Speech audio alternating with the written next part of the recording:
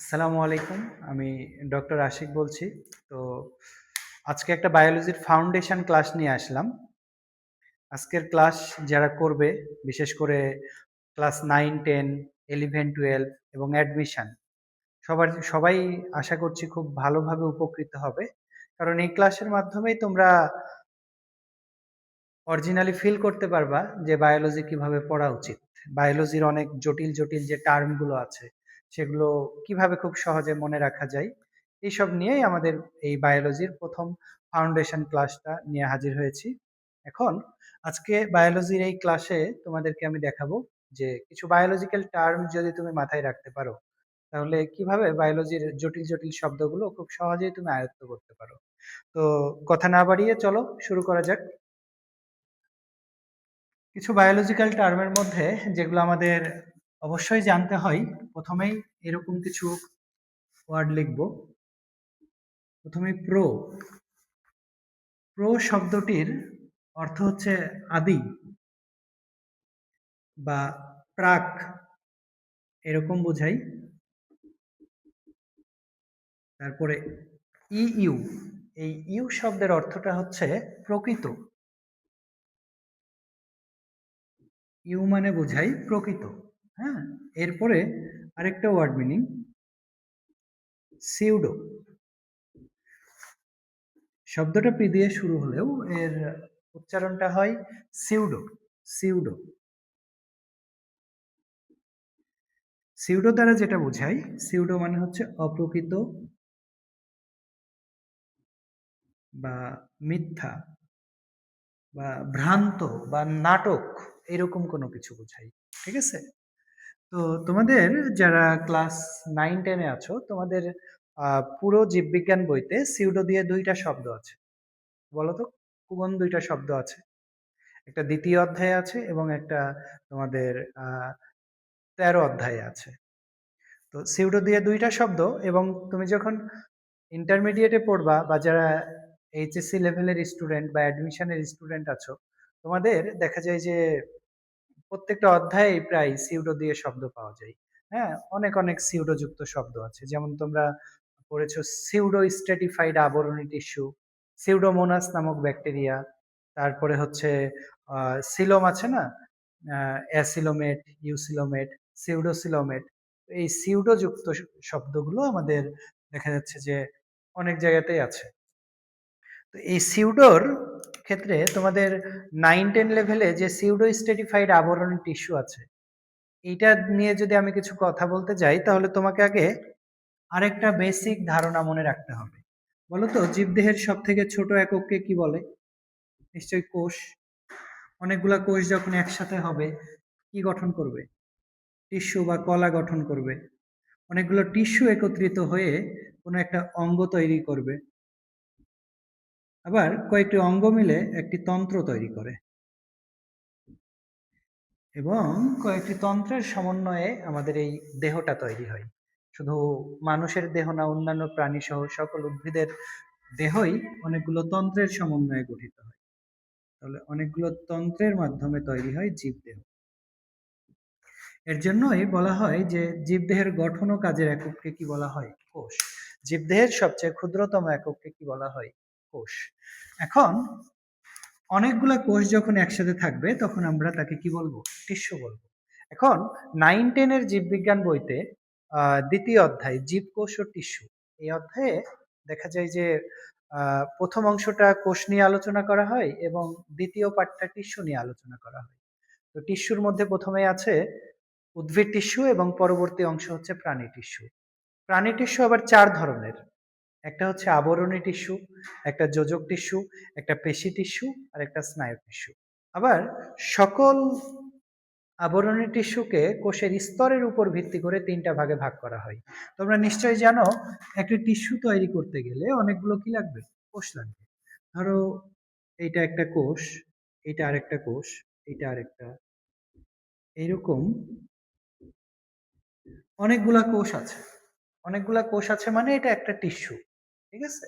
তো একটা টিস্যুতে যখন অনেকগুলা কোষ থাকবে, অবশ্যই অনেকগুলা কোষের যখন একটা স্তর থাকবে, তখন এই আবরণী টিস্যু বা এই টিস্যুটাকে বলা হয় সাধারণ টিস্যু বা সাধারণ আবরণী টিস্যু। সাধারণ আবরণী টিস্যু। তাহলে সাধারণ আবরণী টিস্যুতে কোষের কয়টা স্তর আছে? একটা স্তর। যদি কোষের স্তর একের বেশি হয়, দেখা গেল কোষের স্তর বা কোষের লাইনটা এক সারির বেশি হয়, সেটা হতে পারে ২টা, ৩টা, ১০টা, ২০টা, একের বেশি যখন হবে তখন সেটাকে বলা হয় স্ট্র্যাটিফাইড। স্ট্র্যাটিফাইড। তাহলে স্ট্র্যাটিফাইড আবরণী টিস্যুতে কোষের কয়টা স্তর থাকবে? নিশ্চয়ই একাধিক স্তর থাকবে।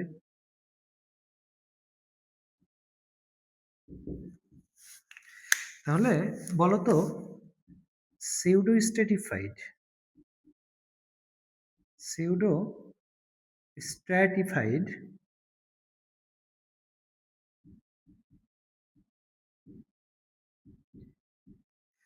এই আবরণী টিস্যুতে কোষের কয়টা স্তর থাকবে? তোমাকে জেনে রাখতে হবে স্ট্র্যাটিফাইড দ্বারা একাধিক স্তর বোঝায়। এখানে স্ট্র্যাটিফাইড আছে, তো এই স্ট্র্যাটিফাইড মানে হচ্ছে একাধিক স্তর, কিন্তু তার শুরুতে কি আছে? সিউডো। সিউডো মানে কি বলতো? মিথ্যা। তার মানে একাধিক স্তর, এই শব্দটা মিথ্যা। তাহলে কি এখানে একটা স্তর আছে? যদি একটা স্তর থাকে তাহলে তো এটা সাধারণ আবরণী টিস্যু হতে পারে। তাহলে সাধারণ আবরণী টিস্যুতে একটা স্তর, আবার স্ট্র্যাটিফাইডে কয়টা স্তর? একের বেশি স্তর। তাহলে সিউডো স্ট্র্যাটিফাইডে কয়টা স্তর হবে বলো? সিউডো স্ট্র্যাটিফাইডে বলতো এখানে কোষের কয়টা স্তর আছে? কোনো একটা ভিত্তি পর্দার উপরে, এখানে আমি কোষের স্তর দেখাচ্ছি।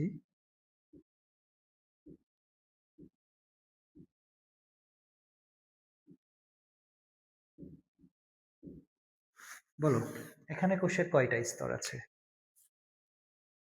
কোষের একটা স্তর আছে। কোষের একটা স্তর আছে, কিন্তু কোষের উচ্চতার কিছু কোষ আছে, কিছু খাটো খাটো কোষ, কিছু কোষ আছে লম্বা কোষ। কোষের উচ্চতার পার্থক্য, এটা দেখতে স্ট্র্যাটিফাইড এর মতো কিছুটা হলেও এখানে আসলে কোষের স্তর কয়টা আছে? একটাই আছে। তাই সিউডো শব্দটা যেই শব্দের সাথে থাকবে দেখতে ওইটার মতো লাগবে, কিন্তু আসলে ওটা কি বলেন তো? মিথ্যা। তাহলে আসলে সিউডো স্ট্র্যাটিফাইডে কোষের কয়টি স্তর আছে? একটি স্তর থাকবে, কিন্তু দেখতে কয়টার মতো? দেখতে একাধিক স্তরের মতো। এই একইভাবে সিউডো শব্দটা যেই শব্দের সাথে থাকবে সেই শব্দটার দেখতে ওইটার মতো লাগবে, কিন্তু আসলে সিউডো থাকার কারণে সেটা কি হয়ে যাবে? মিথ্যা হয়ে যাবে। যদি এখনো ক্লিয়ার না হও আরেকটা উদাহরণ দিই। দেখো, ধরো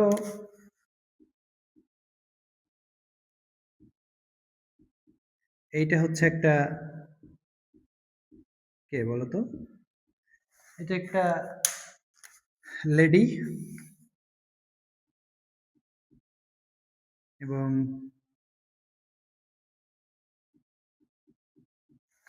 এটা হচ্ছে একটা ছেলে। হ্যাঁ, এখন দেখা গেল যে কোনো একদিন এই লেডির সাথে এই পোলার খুব ভালো সম্পর্ক আছে। হ্যাঁ, একটা গভীর সম্পর্ক আছে।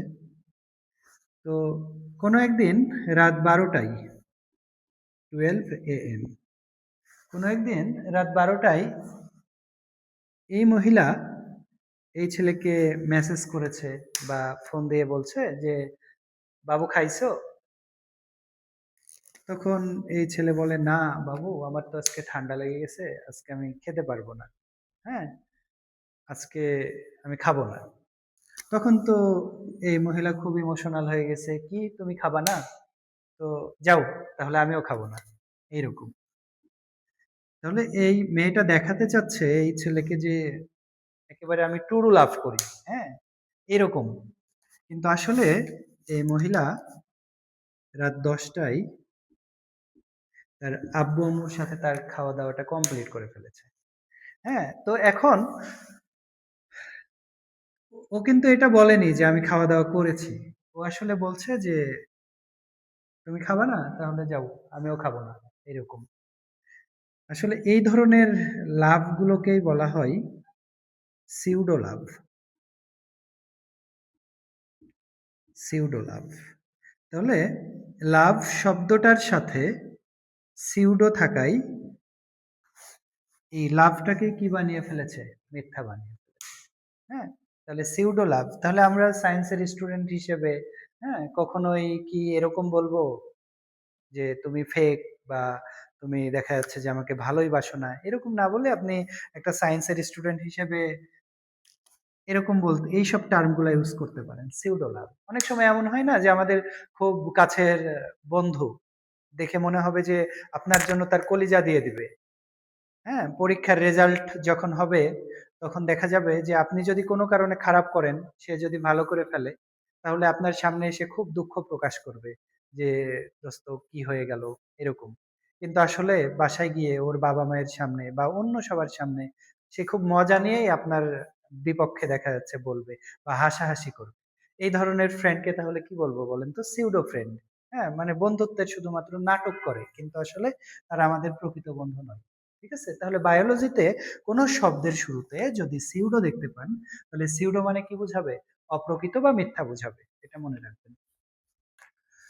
আচ্ছা, এরপরে প্রথমে আমি দুইটা ওয়ার্ড লিখেছিলাম, প্রো আর ইউ। এখন প্রো দিয়ে বায়োলজিতে অনেক শব্দ রয়েছে, এরকমই একটা শব্দ হচ্ছে প্রোক্যারিওটা। প্রোক্যারিওটা। এবং আরেকটা শব্দ হচ্ছে ইউক্যারিওটা। ইউক্যারিওটা। এখন আমি যদি দুইটা শব্দেরই মিনিং বলে দিই, একটা হচ্ছে প্রোক্যারিওটা আর একটা ইউক্যারিওটা। এর মধ্যে আমি বললাম যে এই দুইটার মধ্যে একটা হচ্ছে প্রকৃত কোষ আর একটা আদি কোষ। তাহলে আপনি বলতে পারবেন না কোনটা প্রকৃত কোষ আর কোনটা আদি কোষ? তাহলে আপনি নিশ্চয়ই জানেন ইউ মানে কি? ইউ মানে হচ্ছে প্রকৃত। তাহলে ইউক্যারিওটা মানে অবশ্যই প্রকৃত কোষ হবে। আর প্রো শব্দের অর্থ কি? আদি। তাহলে প্রোক্যারিওটা মানে কি হবে? আদি কোষ। একইভাবে প্রো দিয়ে আরেকটা শব্দ হচ্ছে প্রোফেজ। মাইটোসিস কোষ বিভাজনের যে ক্যারিওকাইনেসিস আছে তার পাঁচটা ফেজ আছে: prophase, prometaphase, metaphase, anaphase, telophase. তাহলে শুরুর পর্যায় কোনটা হবে? শুরুর পর্যায় প্রাক বা একেবারে আদি পর্যায় হবে প্রোফেজ। তাহলে প্রো শব্দের অর্থই কি হবে? আদি। একইভাবে মেটা মানে হচ্ছে মধ্য, তার মেটাফেজ মানে কি? মধ্য পর্যায়। এরকম ভাবে যদি আমরা একটু বায়োলজি গুলো একটু সুন্দরভাবে ভেঙে চুরে পড়ি, তাহলে বায়োলজির কোনো শব্দই আমাদের কাছে কঠিন মনে হবে না। দেখেন, এই প্রো শব্দের অর্থ হচ্ছে আদি, ইউ মানে প্রকৃত। দুইটার সাথে ক্যারিওটা আছে, এই ক্যারিওটার থেকে মনে রাখবেন ক্যারিয়ন। এই ক্যারিয়ন মানে হচ্ছে নিউক্লিয়াস। তাহলে বায়োলজিতে যত জায়গায় আপনি ক্যারিয়ন শব্দটা পাবেন বা ক্যারিও টাইপের শব্দ পাবেন, তাহলে আপনার মাথায় অটোমেটিক চলে আসবে যে ক্যারিয়ন মানে হচ্ছে নিউক্লিয়াস। তার মানে এটা নিউক্লিয়াস রিলেটেড কিছু। তাহলে প্রোক্যারিওটা মানে হচ্ছে আদি নিউক্লিয়াস যুক্ত কোষ। আর ইউক্যারিওটা মানে কি হবে? প্রকৃত নিউক্লিয়াস যুক্ত কোষ। অনেক সময় ক নাম্বারে এই কোশ্চেন গুলো আসে যে প্রোক্যারিওটা কি, ইউক্যারিওটা কি। তাহলে তখন খুব সহজেই বলতে পারবেন যে আদি নিউক্লিয়াস যুক্ত কোষকে কি বলা হয়? প্রোক্যারিওটা। এবং প্রকৃত নিউক্লিয়াস যুক্ত কোষকে কি বলা হয়? ইউক্যারিওটা। ঠিক আছে? আপনি যদি একটা ওয়ার্ড মিনিং জানেন, হ্যাঁ, যে কাইনেসিস। কাইনেসিস মানে হচ্ছে বিভাজন। কাইনেসিস মানে বিভাজন। এখন আপনি যদি জানেন ক্যারিয়ন মানে নিউক্লিয়াস, তাহলে আপনার কি এটা আলাদাভাবে মুখস্থ করতে হবে? ক্যারিওকাইনেসিস। বলেন, কাইনেসিস মানে কি? বিভাজন। আর ক্যারিয়ন মানে নিউক্লিয়াস। তাহলে ক্যারিওকাইনেসিস কাকে বলে? ক্যারিওকাইনেসিস মানে হচ্ছে নিউক্লিয়াসের বিভাজন। এসএসসি এবং এইচএসসি লেভেলে স্টুডেন্টরা এই ক্যারিওকাইনেসিস আর সাইটোকাইনেসিস এইসব শব্দগুলো খুবই পরিচিত, কিন্তু তারপরেও দেখা যায় যখন কখনো ক নাম্বারে আসে যে ক্যারিওকাইনেসিস কাকে বলে বা সাইটোকাইনেসিস কাকে বলে, উল্টাপাল্টা করে যে সাইটোপ্লাজমের বিভাজনকে ক্যারিওকাইনেসিস বলে, আবার নিউক্লিয়াসের বিভাজনকে সাইটোকাইনেসিস বলে। কেন এরকম ভুল হবে কেন? কারণ ক্যারিয়ন মানে যদি তুমি জেনেই থাকো যে নিউক্লিয়াস, তাহলে ক্যারিওকাইনেসিস মানে কার বিভাজন? নিউক্লিয়াসের বিভাজন। আর যখন তুমি না জেনে এরকম প্রোক্যারিওটা কাকে বলে, ইউক্যারিওটা কাকে বলে, ক্যারিওকাইনেসিস কাকে বলে, সাইটোকাইনেসিস কাকে বলে, চোখ বন্ধ করে সংজ্ঞা মুখস্থ করতে যাবা, তখন অবশ্যই পরীক্ষার হলে এগুলো নিয়ে কনফিউশন হবে, মাথায় থাকবে না, বারবার পড়বা, বারবার ভুলে যাবা, বায়োলজি বোরিং সাবজেক্টে পরিণত হবে। তো চলো আমরা আরো কিছু ওয়ার্ড মিনিং শিখে নিই।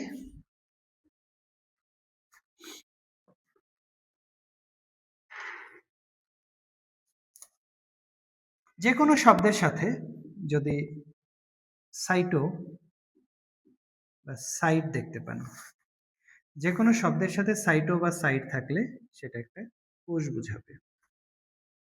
এখন সাইটো বা সাইট দিয়ে কত শব্দ আছে তোমার বইতে, এটা একটু মাথায় রাখতে হবে। সাইটো বা সাইট দিয়ে অনেক, যখন ইন্টারমিডিয়েটের ফার্স্ট ইয়ারে পড়তে যাবা, সেকেন্ড পেপারের জুলজিতে প্রথমে এক ধরনের কোষ পাওয়া যায়, পরিফেরা পর্বের প্রাণীতে এক ধরনের কোষ আছে যাকে বলা হয় কোয়ানোসাইট। হ্যাঁ, এখন পরীক্ষায় ক নাম্বারে আসে যে কোয়ানোসাইট কি, কোয়ানোসাইট কি। এখন কোয়ানোসাইট কি যখন বলবে, তখন তোমার মাথায় অটোমেটিক চলে আসবে সাইট মানে এটা এক ধরনের কোষ। আর তুমি যদি জানো যে এটা পরিফেরা পর্বে পাওয়া যায়, তাহলে তুমি সহজেই লিখে দিতে পারবা যে পরিফেরা পর্বের প্রাণীদের দেহে যে কোষ থাকে তাকেই কি বলে, কোয়ানোসাইট বলে। একইভাবে যদি আমি বলি যে আমাদের অস্থির কোষকে কি বলে, অস্টিয়ন মানে হচ্ছে অস্থি, তাহলে অস্থির কোষকে কি বলা হবে, অস্টিওসাইট। অস্টিওসাইট, তাহলে অস্টিওসাইট কিসের কোষ, অস্থির কোষ। একইভাবে কন্ড্রোসাইট, কন্ড্রোসাইট মানে কিসের কোষ, তরুণাস্থির কোষ। যে কোনো শব্দের সাথে তাহলে সাইট থাকলে কি হবে, কোষ হবে। যেমন ঘাসফড়িং এর দেহে যে কোষগুলো থাকে, ঘাসফড়িং এর রক্তের যে কোষগুলো থাকে তাকে বলা হয় হিমোসাইট। হিম মানে রক্ত, সাইট মানে কোষ, তাহলে ঘাসফড়িং এর রক্তকণিকাকে কি বলা হয়, হিমোসাইট। তাহলে যে কোনো সাইট যুক্ত শব্দ দেখলেই বা সাইটো যুক্ত শব্দ দেখলেই তোমাকে মাথায় রাখতে হবে যে এটা কোনো না কোনো একটা কোষ। ঠিক আছে, একইভাবে কোন শব্দে যদি তুমি দেখতে পাও সিল বা সাইনাস, সিল বা সাইনাস মানে গহ্বর বা কোনো একটা প্রকোষ্ঠ বোঝায়। সিল বা সাইনাস মানে কোনো একটা গহ্বর বা প্রকোষ্ঠ বোঝায়। হ্যাঁ, এখন সিল বা সাইনাস দিয়ে তোমাদের কত কত ওয়ার্ড আছে, যেমন প্রথমেই সব থেকে গুরুত্বপূর্ণ একটা সিল যুক্ত শব্দ হচ্ছে হিমোসিল। ক্লাস 8 থেকে শুরু করে 9, 10, inter first year, second year, হ্যাঁ, অ্যাডমিশন, সব জায়গায় এটা কাজে দেয়। হ্যাঁ, হিমোসিল। পরীক্ষায় যদি আসে হিমোসিল কি, হিমোসিল কি, তুমি যদি জানো হিম মানে হচ্ছে রক্ত আর সিল মানে কি, গহ্বর, তাহলে যে গহ্বরে রক্ত থাকে সেই গহ্বরটাকে কি বলা হয়, হিমোসিল। অর্থাৎ রক্তপূর্ণ গহ্বরকে হিমোসিল বলে। হিমোসিল সাধারণত মলাস্কা, আর্থ্রোপোডা এসব পর্বে দেখা যায়।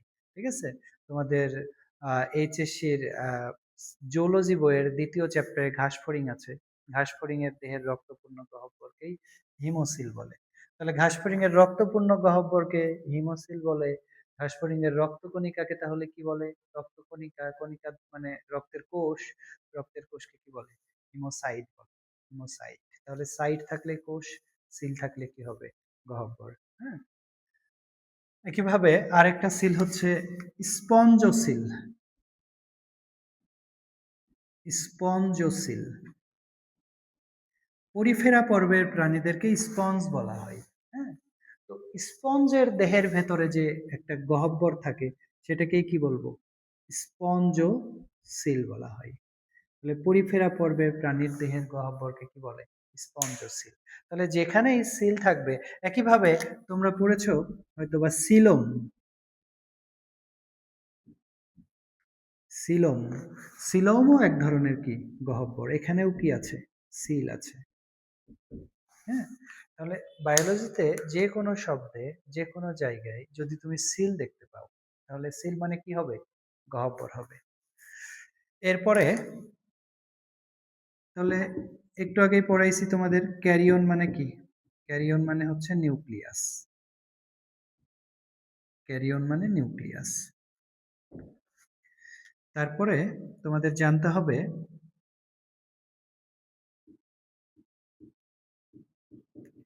জেনেসিস, পয়েসিস, সিনথেসিস, এগুলো যদি কোথাও দেখতে পাও সেখানে কোনো না কোনো কিছু তৈরি হবে। এগুলো দ্বারা তৈরির প্রক্রিয়া বোঝাই। জেনেসিস, পয়েসিস, সিনথেসিস দ্বারা তৈরির প্রক্রিয়া বোঝাই। যেমন তোমরা খুবই সহজ একটা টার্ম হচ্ছে ফটোসিনথেসিস। ফটোসিনথেসিস মানে কি? সালোক সংশ্লেষণ। এখানে কি হয়? এখানে শর্করা জাতীয় খাদ্য তৈরি হয়। তার মানে সিনথেসিস আছে ওখানে, তাহলে নিশ্চয়ই সেখানে কিছু না কিছু তৈরি হবে। ইরাইথ্রোপয়েসিস নামক একটা টার্ম আছে। ইরাইথ্রোসাইট মানে হচ্ছে আরবিসি, লোহিত রক্তকণিকা। আর পয়েসিস মানে কি? তৈরি হওয়া। তাহলে লোহিত রক্তকণিকা তৈরির প্রক্রিয়াকে কি বলে? ইরাইথ্রোপয়েসিস। হ্যাঁ, একইভাবে জেনেসিস শব্দটা অনেক জায়গায় থাকবে। জেনেসিস মানেও কি? তৈরি হওয়া। এরপরে কাইনেসিস মানে বিভাজন। হুম, ক্যারিওকাইনেসিস, সাইটোকাইনেসিস। ক্যারিওকাইনেসিস মানে নিউক্লিয়াসের বিভাজন, সাইটোকাইনেসিস মানে সাইটোপ্লাজমের বিভাজন। তাহলে কাইনেসিস যেখানে যেখানে পাবেন এটার মানে হবে বিভাজন। এরপরে গ্যামি মানে হচ্ছে মিলন। গ্যামি মানে মিলন। তাহলে বায়োলজিতে অনেক জায়গায় এই গ্যামি যুক্ত শব্দ থাকে। যেমন আপনাকে যদি বলা হয় যে, বলেন তো তাহলে ক্যারিওগ্যামি কাকে বলে? ক্যারিওগ্যামি কি? আপনাকে যদি বলা হয় সাইটোগ্যামি কি? আপনাকে যদি বলা হয় গ্যামেটোগ্যামি কি? গ্যামেটোগ্যামি কি? গ্যামেটোগ্যামি। তাহলে গ্যামি যেখানে থাকবে, গ্যামির মানেই কি বোঝাবে? মিলন বোঝাবে। হ্যাঁ, গ্যামি মানেই মিলন। তাহলে ক্যারিওগ্যামি মানে, ক্যারিয়ন মানে নিউক্লিয়াস, নিউক্লিয়াসের মিলন। সাইটোগ্যামি মানে হচ্ছে কোষের মিলন। গ্যামেটোগ্যামি মানে কিসের মিলন হবে? গ্যামেটের মিলন। গ্যামেট মানে জনন কোষ। তাহলে জনন কোষের মিলনকে কি বলবো? গ্যামেটোগ্যামি। তাহলে বায়োলজিতে যেখানেই এই শব্দটা পাবেন গ্যামি, এই গ্যামি দ্বারা কি বোঝাবে? মিলন বোঝাবে। তাহলে আপনি যদি জেনে থাকেন গ্যামি মানে মিলন, এই গ্যামি যুক্ত যে কোনো শব্দ যেখান থেকে পাবেন সেখানে কিছু কোনো না কোনো কিছুর কি ঘটবে? মিলন ঘটবে। ওকে, এরপরে লাইসিস একটা গুরুত্বপূর্ণ শব্দ। লাইসিস মানে হচ্ছে ভাঙন। লাইসিস মানে ভাঙন। এখন লাইসিস দিয়ে কোন শব্দ আছে? এখন আপনি বলতে পারেন এখানে সাইটোগামি মানে তো কোষের মিলন। তাহলে আমি যদি বলি, বলেন তো সাইটোলাইসিস মানে কি হবে? সাইটোলাইসিস মানে নিশ্চয়ই কোষের ভাঙন। আবার আপনাদের একটা গুরুত্বপূর্ণ টার্ম এসএসসি ইন্টার লেভেলে বা দেখা যাচ্ছে যে আপার লেভেলেও খুবই গুরুত্বপূর্ণ একটা শব্দ পড়তে হয়, গ্লাইকোলাইসিস। গ্লাইকোলাইসিস। গ্লাইকো মানে হচ্ছে গ্লুকোজ আর লাইসিস মানে ভাঙন। তাহলে গ্লুকোজের ভাঙনকে কি বলা হয়? গ্লাইকোলাইসিস। এটা সবাত ও অবাত শ্বসনের প্রথম ধাপ। হ্যাঁ, গ্লাইকোলাইসিসে এক অণু গ্লুকোজ ভেঙে দুই অণু কি উৎপন্ন হয়? পাইরুভিক অ্যাসিড উৎপন্ন হয়। একই রকম সালোক সংশ্লেষণের আলোক নির্ভর পর্যায়ে ঘটে কি বলেন তো? ফটোলাইসিস। ফটোলাইসিস। ফটো মানে হচ্ছে ফোটনের উপস্থিতিতে বা সূর্যালোকের উপস্থিতিতে পানি ভেঙে যায়। হ্যাঁ, পানি ভেঙে হাইড্রোজেন আয়ন, ইলেকট্রন আর অক্সিজেন তৈরি হয়। এই প্রক্রিয়াটাকেই বলা হয় ফটোলাইসিস। তাহলে এই লাইসিস মানে এর সাথে ভাঙনের একটা সম্পর্ক থাকবে। গ্লাইকোলাইসিসে যেমন গ্লুকোজ ভাঙে, ফটোলাইসিস মানে ফোটনের উপস্থিতিতে পানি ভাঙে। তাহলে বায়োলজিতে যেখানেই লাইসিস দেখবেন, লাইসিস মানেই সেখানে কি হবে? কোনো না কোনো কিছুর ভাঙন ঘটবে। ওকে,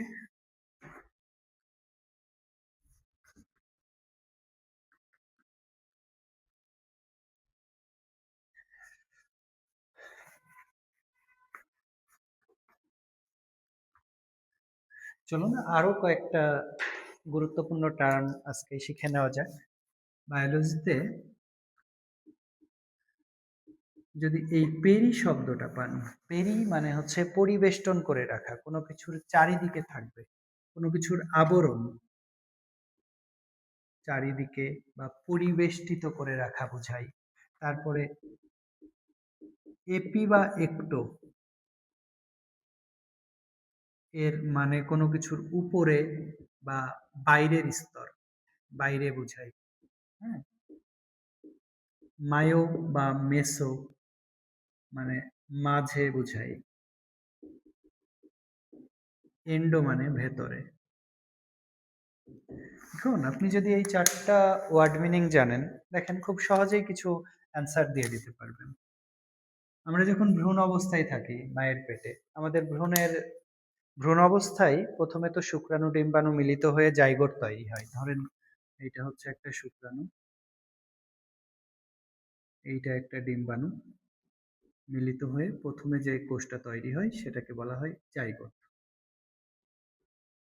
এই জাইগোটটা বারবার মাইটোসিস প্রক্রিয়ায় বিভাজিত হয়, বিভাজিত হয়ে বহুকোষী একটা স্তর তৈরি করে, যেখানে 16টা কোষ থাকে। এটাকে বলা হয় মরুলা। এই মরুলাটা পরবর্তীতে আরেকটি দশায় পরিণত হয়, যাকে বলে ব্লাস্টুলা। ব্লাস্টুলা, এখানেও এই ব্লাস্টুলার ভেতরে যে ফাঁকা জায়গাটা আছে না, এই ফাঁকা জায়গাকে কি বলে বলেন তো?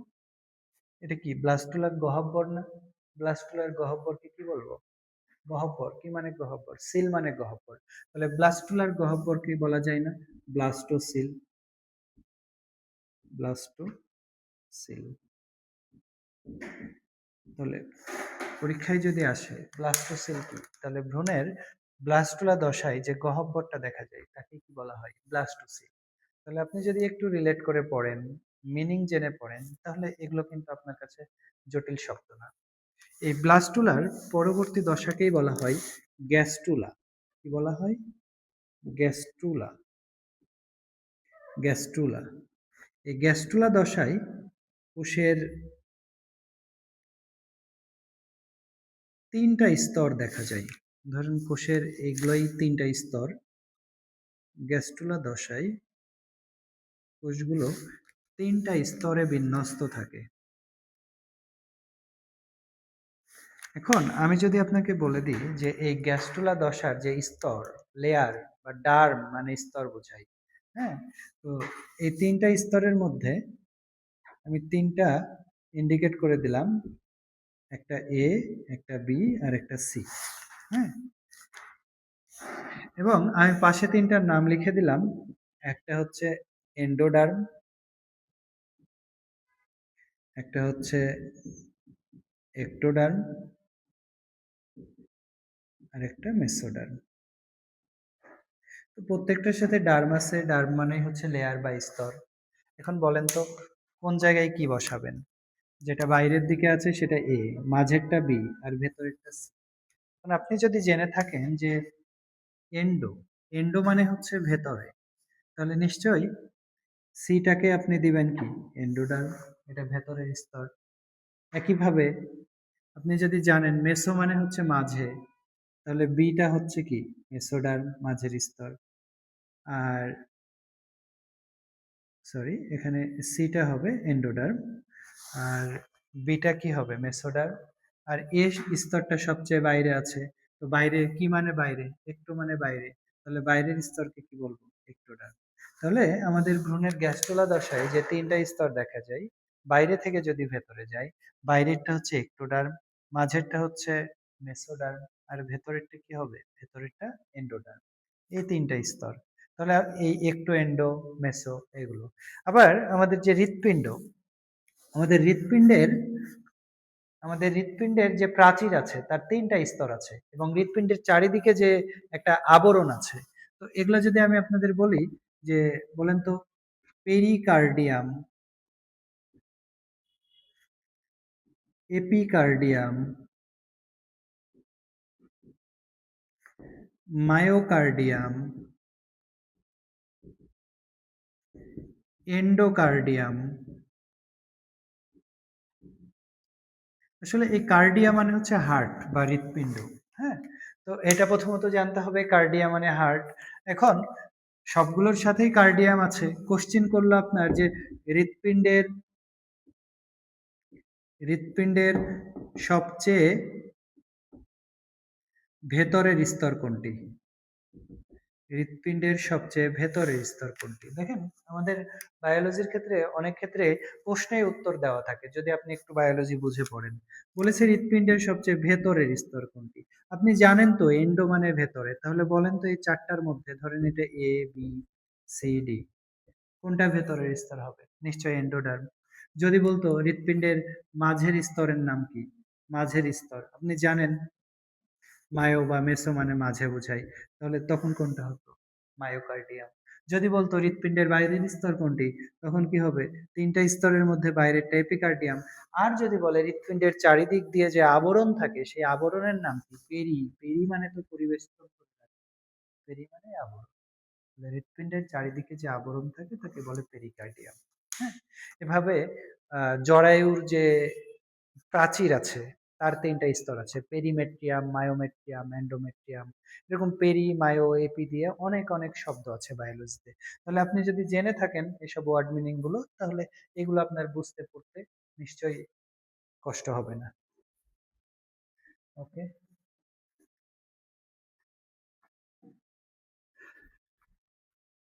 আমরা লাস্ট আর কয়েকটা ওয়ার্ড মিনিং শিখবো আজকে। মনে রাখবেন, মাইক্রো, মাইক্রো মানে হচ্ছে ক্ষুদ্র বা ছোট বোঝাই।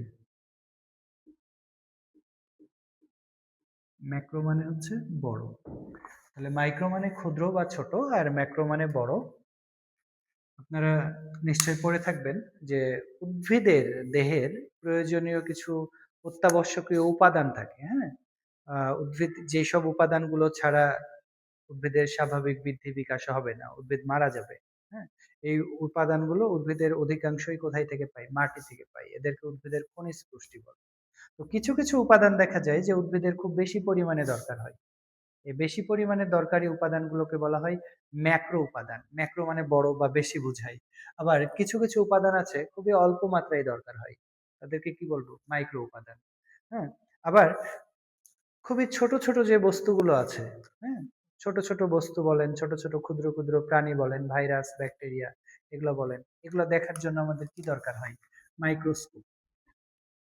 মাইক্রোস্কোপ। এখন মাইক্রোস্কোপ, মাইক্রো মানে যদি ছোট হয় আর স্কোপ মানে হচ্ছে দেখা, তাহলে ছোট জিনিস দেখার যন্ত্রকেই কি বলবো? মাইক্রোস্কোপ। ঠিক আছে? তো এভাবে মাইক্রোযুক্ত অনেক অনেক শব্দ থাকবে যেগুলো আমাদের আহ পড়ার সময় যদি আপনি জেনে থাকেন মাইক্রো মানে ছোট, ম্যাক্রো মানে বড়, তাহলে অবশ্যই অনেক অনেক কাজে দিবে।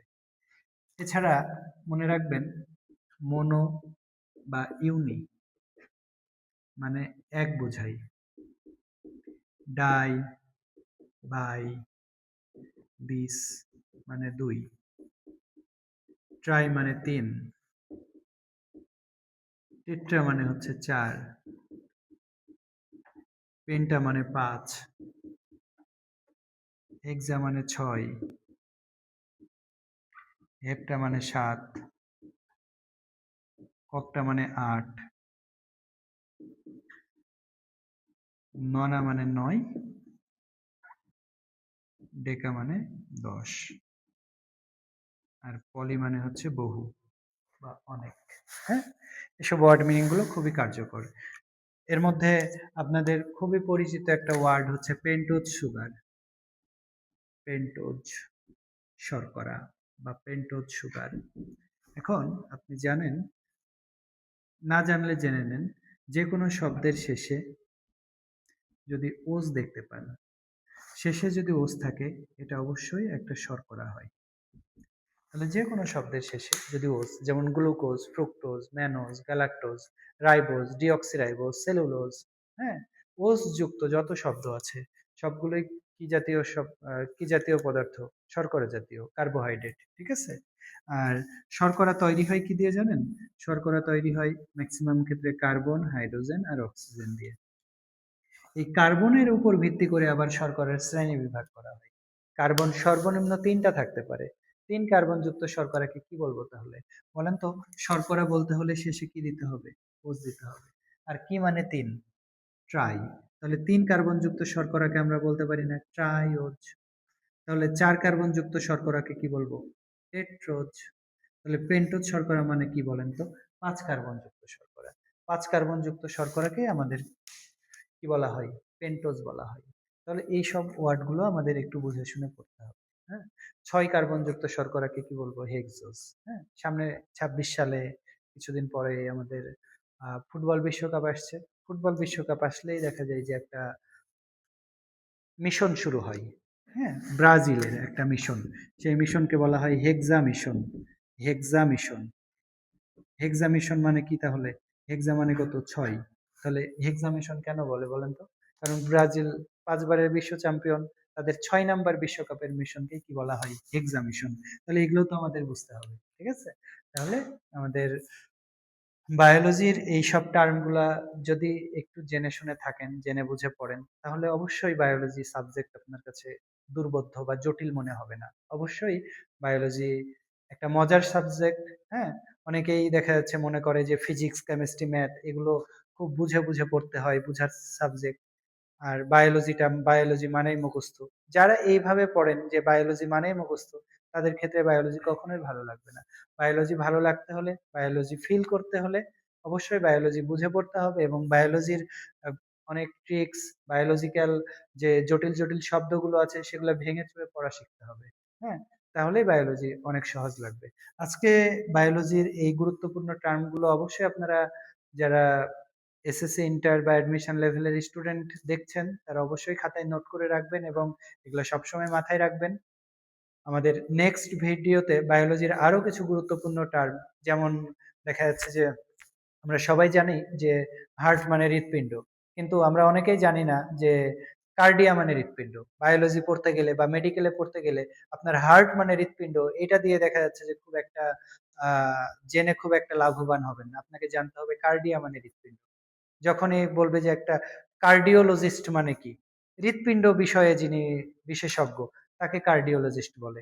আবার দেখা যাচ্ছে হসপিটালে গেলে দেখবেন যে লিখা থাকে কার্ডিওলজি বিভাগ। কার্ডিওলজি বিভাগ মানে কি? ওখানে কি হার্টোলজি লিখতে পারত না?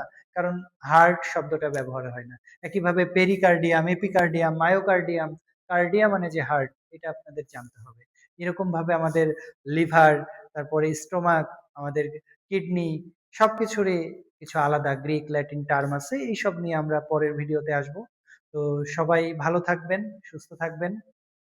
আর আমাদের পেজে এবং ইউটিউব চ্যানেলে ইউটিউবে সাবস্ক্রাইব করে রাখবেন, পেজে ফলো দিয়ে রাখবেন, লাইক করবেন এবং আমাদের ভিডিওগুলো ভালো লাগলে আপনাদের ফ্রেন্ডদের মাঝে শেয়ার করবেন। ঠিক আছে? ধন্যবাদ। আসসালামু আলাইকুম।